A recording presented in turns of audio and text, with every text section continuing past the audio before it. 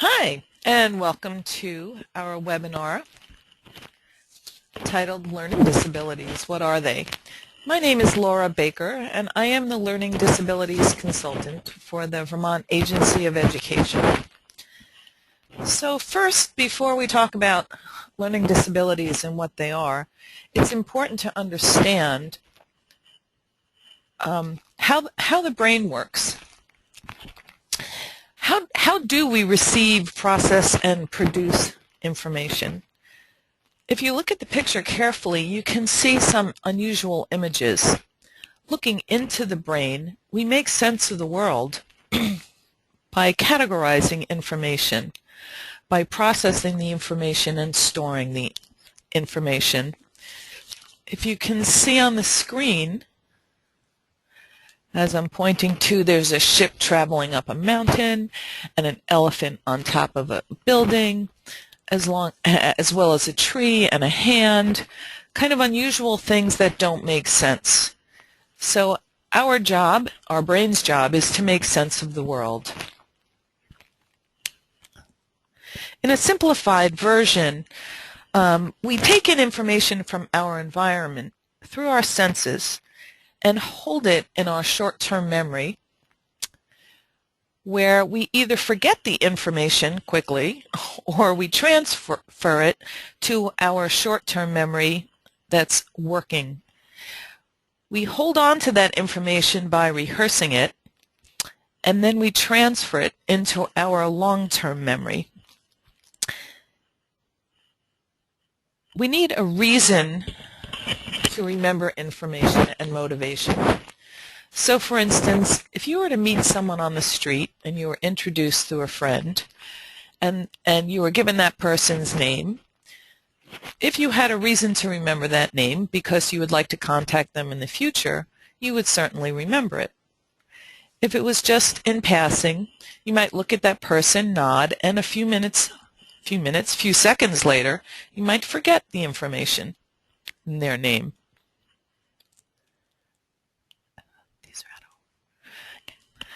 I thought you might like this little cartoon, which shows, well, it says, "It feels like I'm forgetting something, and am I actually forgetting something?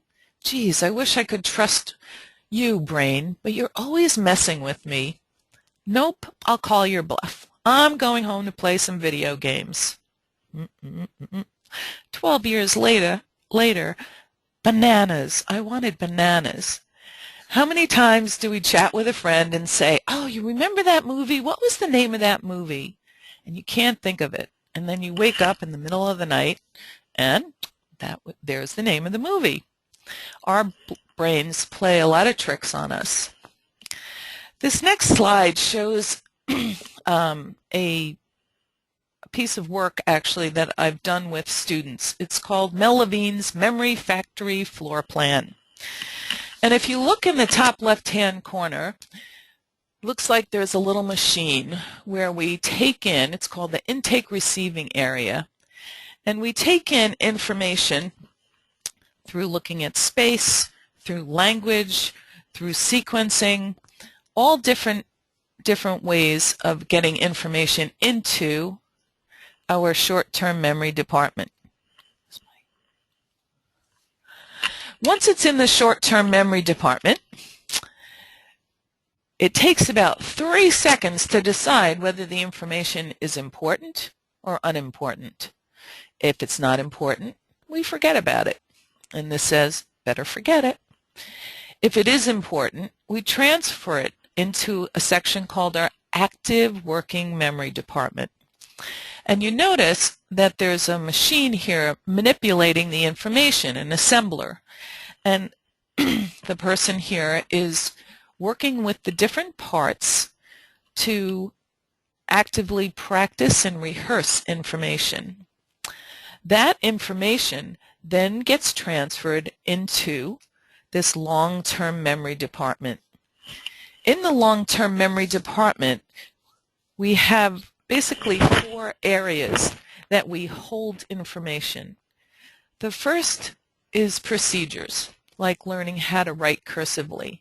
That's a motor memory. The second are rules and patterns, like spelling patterns, like the old rules of I before E except after C. We hold on to those rules. The next is facts and categories, like learning multiplication tables or categorizing plants or animals or even football players. And the last is paired associations. That's where we associate names with faces, numbers with quantities, and letters with sounds. So again, we have to practice that information to hold on to it. And in order to produce that information again, we have to produce it in many different ways, or we're asked to produce it in many different ways. So our delivery models can be some kind of behavior or action, can involve language, can also actually involve insight. So any one of these processes, our short-term memory department, our active working memory department, even our output area and our long-term memory, can be affected by something. We all have strengths and weaknesses. That doesn't mean we have a learning disability. I know we joke as we get older that our short-term memory starts to fly away and it's difficult to remember things, but our long-term memory is usually very much intact. Students who have disabilities have a glitch in one of these systems. So what do you know about learning disabilities? Take this quick little true-false test. I'll give you the answers too, but maybe just write down what you think the answer might be. So for number one, genetics can be a cause of learning disabilities. That's true. Number two, learning disabilities are correlated with IQ. That's false. Number three, it is lawful for an employer to ask an interviewee if they have a learning disability. False. 4, it is unlawful for an employer to terminate an employee because of a learning disability. That's true.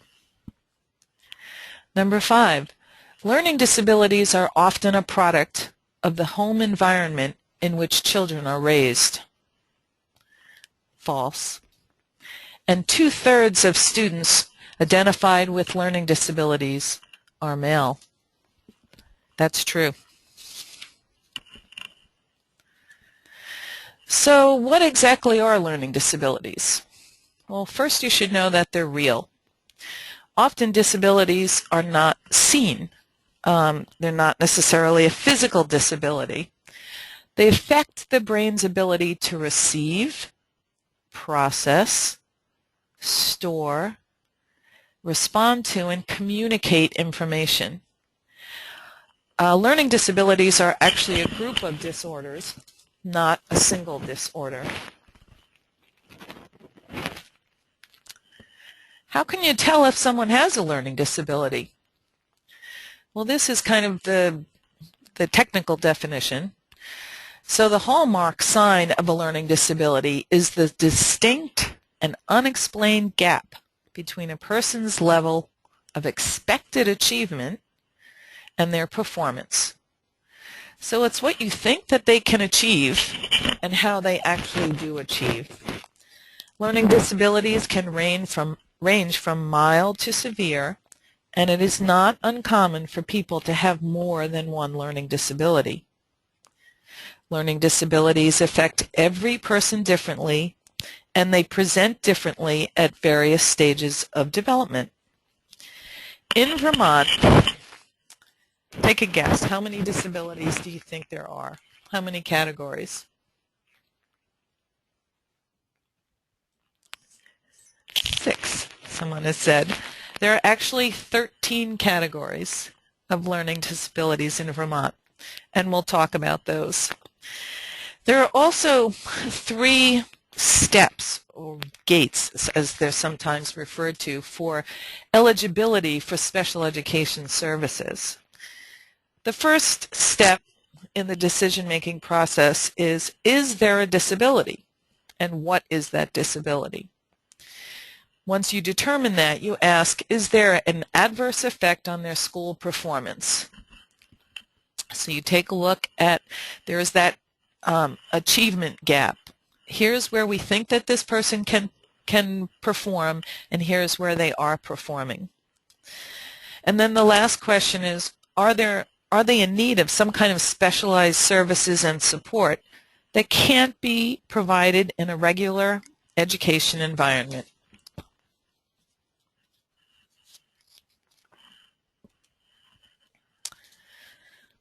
There are difficulties with learning and performance for students with learning disabilities.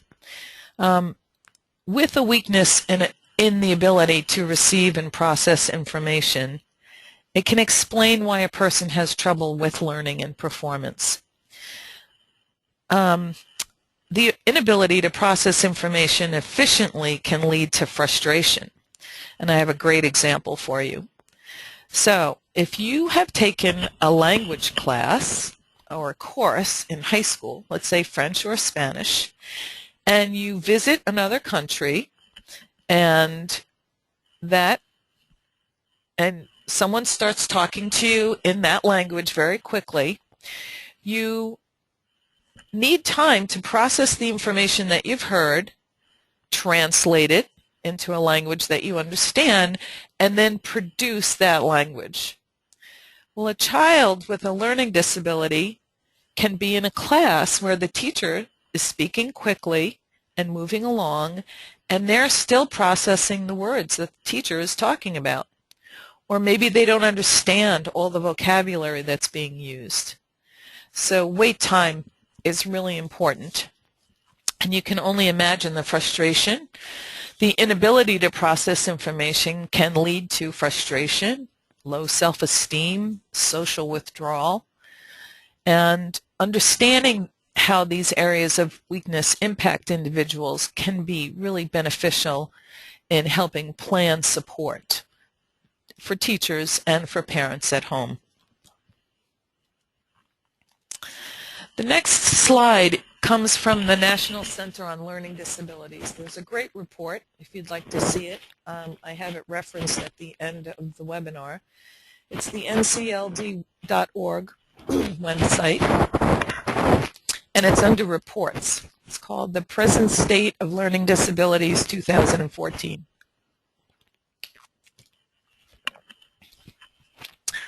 So if you notice, on the right-hand side, 2.4 million Americans in 2011 were identified as students with learning disabilities. And look at the categories.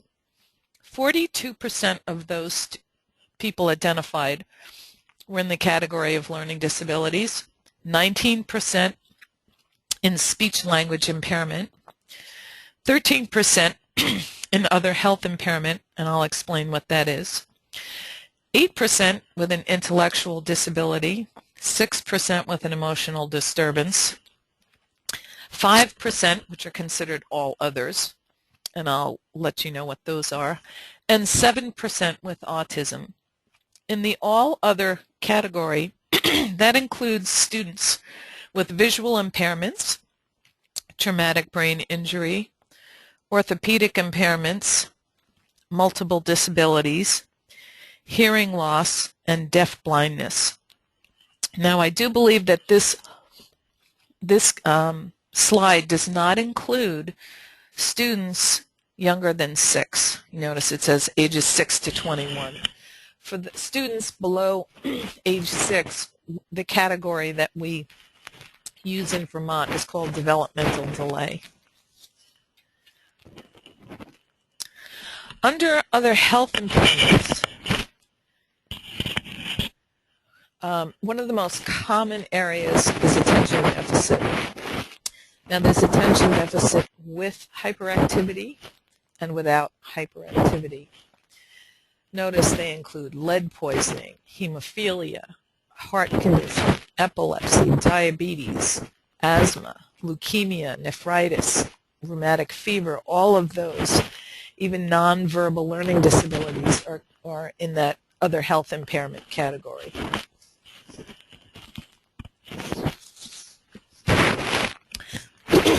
Dr. Sheldon Horowitz has a great video about learning disabilities and what the different types are. If you have a pencil handy, please write down this website address, http://www.ncld.org, and I believe it's under resources for videos. I'm unable to show you that right now, but it's something that you can look up on your own. His website also really talks about specific learning disabilities, which includes dyslexia. And here's a really interesting another video from him about dyslexia. And on the next slide, I actually have for you the categories for specific learning disability terms. So he talks about dyslexia, which is a disability where processing language is really difficult. So there's an example on the right. Dyscalculia, which have to do with math skills, holding on to remembering math facts, concepts of time and money, difficulty learning to count, spatial directions, that's considered that category. Dysgraphia, graphia having to do with writing, so any written expression. Writing, where there's difficulty organizing ideas for writing, composition, spelling, all the aspects of writing. And then there's dyspraxia, which is a fine motor skill issue for folks. So you'll see it in children who have difficulty buttoning, drawing, using scissors. And it has to do with manual dexterity. So these are some of the what I call hidden disabilities that affect people in significant ways. So what are some of the characteristics of folks with learning disabilities? Well, there are 4.6 million Americans with learning disabilities. There are more males than females. The prevalence of LD is much higher among those living in poverty. And it's the prevalence among whites, blacks, Hispanics is about equal. And more than half of the folks with learning disabilities, 55%, have had some type of involvement with the criminal justice system.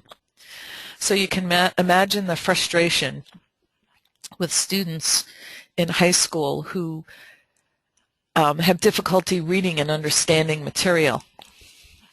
And I'll talk some more about that.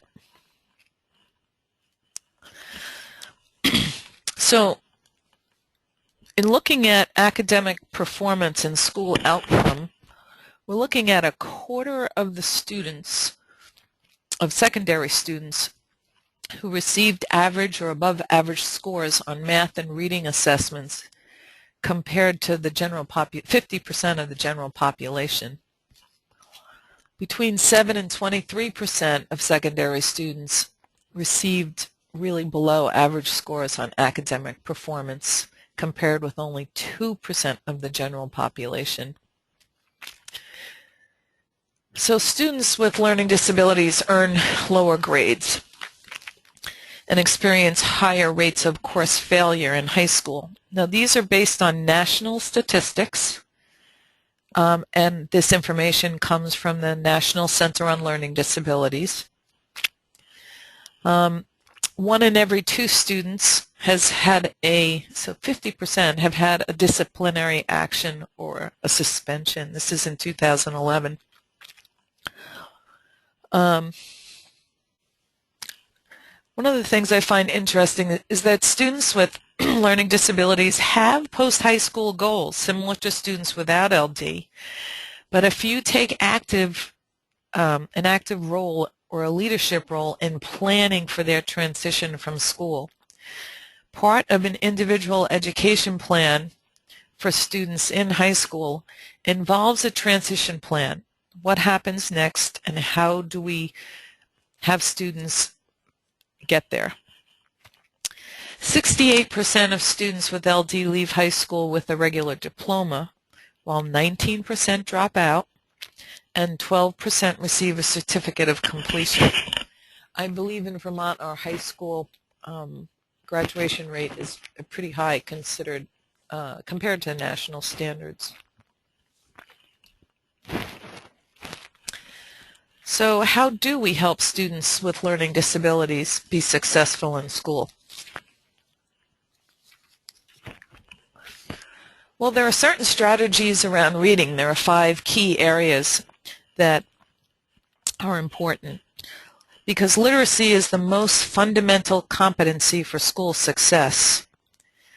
Even though specific explicit instruction needs to be taught, in middle school and high school, students need to be motivated, have vocabulary previewed, and more time to comprehend information, whether it's presented orally or in written form. Students may not be fluent readers in certain technical subjects, and motivation is key for students to participate. There's actually some brain research which talks about how we have an emotional reaction first to new information. So if you're fearful that you will have difficulty learning something, you actually secrete chemicals in your brain which impact your short-term memory in being able to get information in. So providing motivation and access and time are key. In terms of these different areas for word study, we often see struggling readers having difficulty breaking words into syllables, not knowing, lacking knowledge in the ways in which sounds map to print. Reading at home with younger children, listening to them read, talking to them, asking questions, having them use language is very important.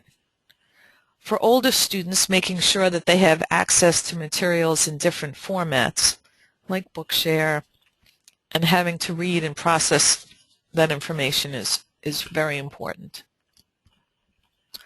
Fluency. So fluent readers read groups of words into meaningful chunks faster. And that quickness kind of leads to an understanding and an ability to interpret information. Struggling readers might read slowly and laboriously, and they might continue to have difficulty figuring out what the words on the pages are saying. They lack proficiency in that individual skill, and they may become disfluent readers, affecting their comprehension. Vocabulary. Vocabulary is key. There are so many words that have multi-meanings. For example, what do you think of when I say the word duck? Do you think of a swimming bird? Or do you think of dropping your head down and ducking? Well, there are actually 4 definitions, at least, for duck. So you could have a swimming bird. Do you know, as a noun, there's also a durable cloth that's woven tightly. It's a cotton cloth that's called duck. As a verb, duck can mean to bow, but it can also mean to evade a question. So looking at vocabulary and talking to your children about how words have different meanings and different contexts can help them broaden their vocabulary. A fun activity might be to keep a vocabulary jar at home with new words and definitions, and practice by pulling out a word and using it appropriately. Research says that it takes at least 32 repeats of a word to actually own it.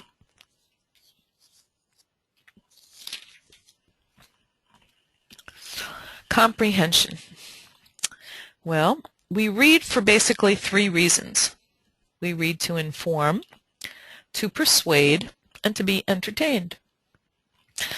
And comprehending these different types requires different brain activity and tasks.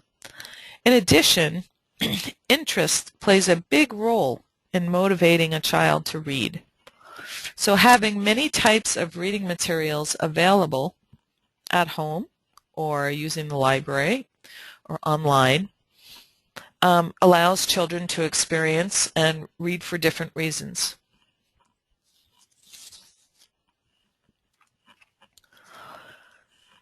For teaching strategies, comprehension strategies are really most beneficial when students learn and practice them in meaningful contexts. Well, what does that mean? That means that students need to see a purpose for the reading, and teachers and parents need to set the purpose for the reading if it's something new. So the National Reading Panel actually recommends students do the following. First, you activate prior knowledge. And what does that mean? That means linking information to something that you know or something that you can relate to. Using graphic organizers. Graphic organizers are visual displays of information.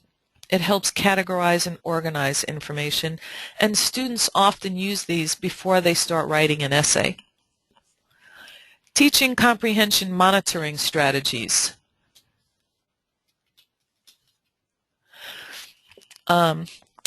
So thinking about your own thinking, summarizing, teach summarizing skills, stop, look at what you're reading, and put the information in your own words. And then ask students or children to ask and answer questions.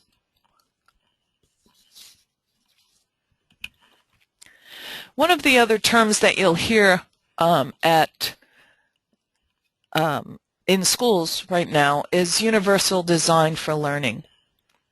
And I've provided some links, and a YouTube link and the link to the UDL Center, which gives more information about how teachers are helping provide students access to information. So UDL is a set of principles for curriculum development that give all individuals equal opportunities to learn.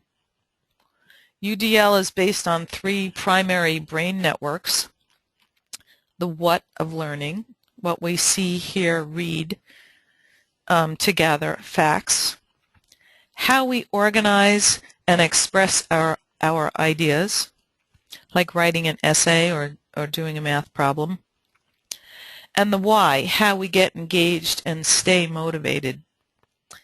Keeping these principles in mind helps people adjust for individual needs.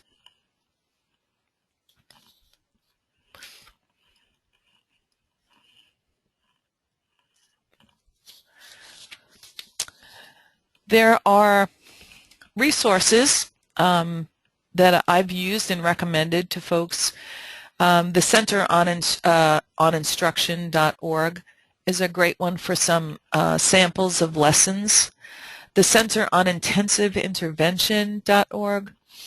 The Teaching Channel, which has wonderful examples of teachers using Common Core State Standards and higher level thinking skills. Some TED Talks, and of course the National Center on Learning Disabilities. I can be contacted with any questions or concerns that you might have at laura.baker@state.vt.us through the Agency of Education. And that concludes my presentation. If there are questions.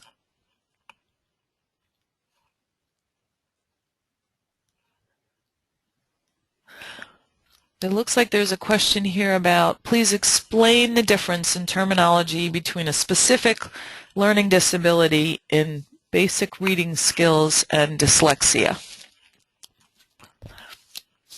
So, according to our Vermont state regulations, special ed rules, the term specific learning disability means a disorder in one or more of the basic psychological processes involved in understanding or in using language, spoken or written, which disorder may manifest itself in the imperfect ability to listen, think, speak, read, write, spell, or do mathematical calculations. Disorders include conditions such as perceptual disabilities, brain injury, minimal brain dysfunction, dyslexia, and developmental aphasia. The term specific learning disability does not include a learning problem that is primarily the result of visual, hearing, motor disabilities, intellectual disability, emotional disturbance, or environmental, cultural, or economic disadvantage. I hope that has answered your question. Are there any others?